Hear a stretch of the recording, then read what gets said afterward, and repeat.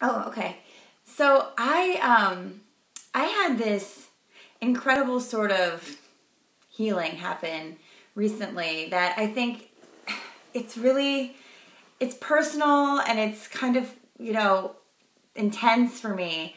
But I feel like being real and being authentic and sharing everything as it is such our mission, and I think such our responsibility. And so I wanted to share about my perfectionism because I know I've had it my whole life, but I didn't realize how much it was not only holding me back from my sort of complete joy, but also, hi sweetheart, but also how it created such misinterpretations for me about God and the universe. And it's something I've been battling most of my life, and I'm not battling that anymore. And because I'm not battling it anymore, I wanted to share what I'm talking about.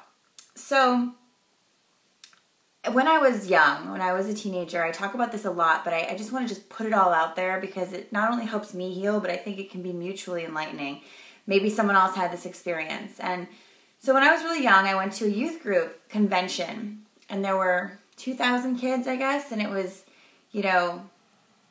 really high energy, and it was, it was religious, it was spiritual, it was the first time in my life. Everyone says, oh, it changed you.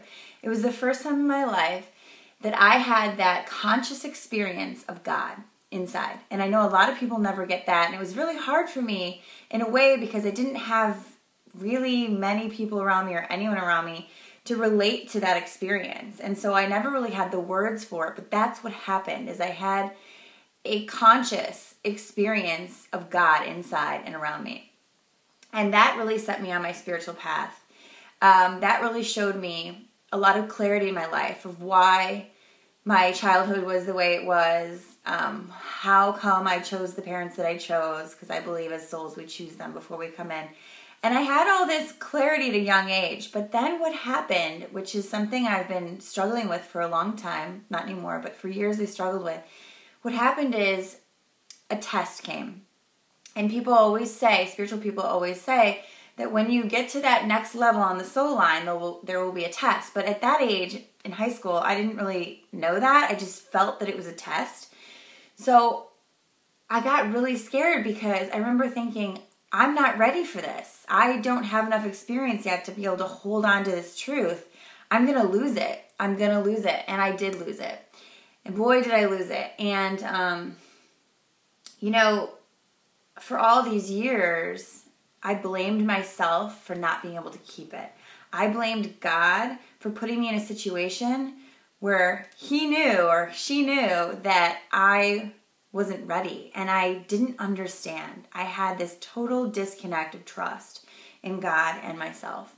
If I was such an intuitive kid, then why couldn't I figure it out, And so years later, patterns later of perfectionism, I finally came to know that I preach it all the time. Nothing happens to you, it happens for you. And so I applied that to my situation that I was even embarrassed to admit that I was still dealing with years and years later.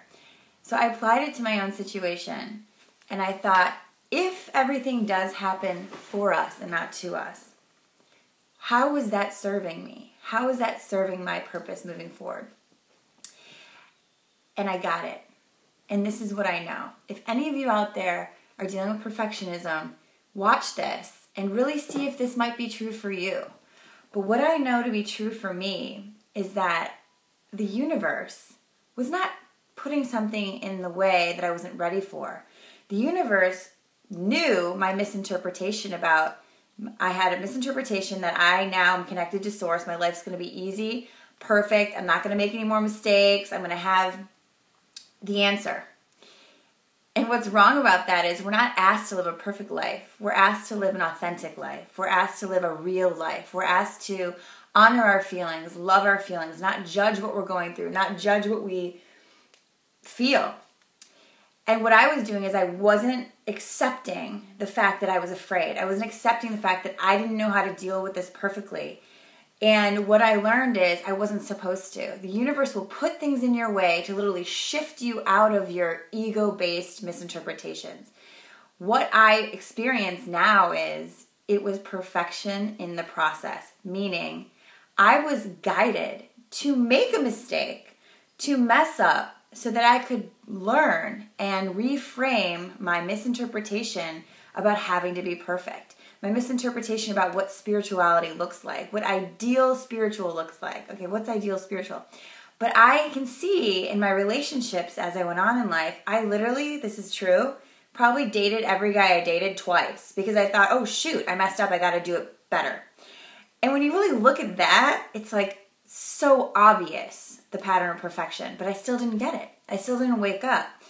And so I look now and I think, oh my gosh, it was holding me back completely from complete surrender.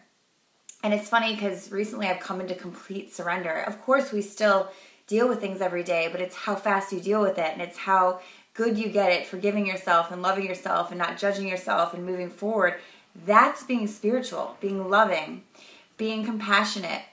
And so I just wanted to share my healing perfectionism story, because for so many years, I was so angry at myself for making that mistake, from disconnecting from source, from falling from truth.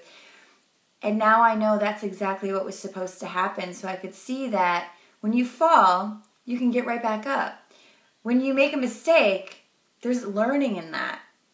And so I hope I'm clear when I'm telling the story. I know for me it feels clear, but maybe it doesn't sound that way. So let me know what you guys think. But releasing perfectionism, learning to let go and let God, such a life changer. Okay, you guys, hope you have a good Friday. See you later.